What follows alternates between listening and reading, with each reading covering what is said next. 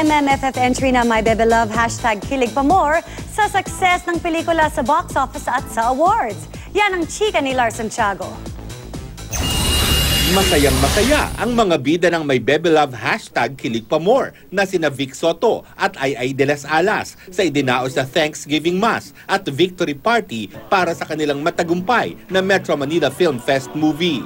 Ibang inspirasyon daw ang ibinibigay sa kanila ng tagumpay na ito. Thank you po sa lahat ng nanood, sa lahat ng pumila, sa lahat ng gumising ng umaga, at sa lahat ng mga batang nag-ipon para makanood po ng My Bebe Love. Very thankful for all the blessings.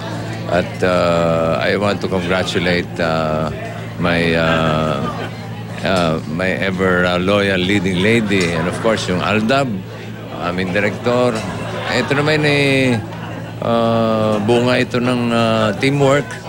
Good vibes daw ang gustong ipadama ni Ay at Bossing para sa lahat, kahit pa sa mga bumabatiko sa kanila dahil sa pinag-uusapang box office standing ng kanilang pelikula. Good vibes at saka kung ano man po yung binigay sa amin ni Lord, yun na yun. At saka masaya kami kasi maraming blessing. Figures lang yun, doesn't really matter. I mean, what's important is yung mga blessings na natanggap namin. Hindi na raw sasagot si Ay sa mga bashers niya dahil mas masarap aniyang magbilang ng blessings kaysa makipag-away sa bashers. Siguro sabi ni God sa akin, siguro lang naman, sabi niya, o anak, diba, pinag-artista kita ulit, ang mahalaga, number 1 ka sa akin at number 1 ako sa'yo.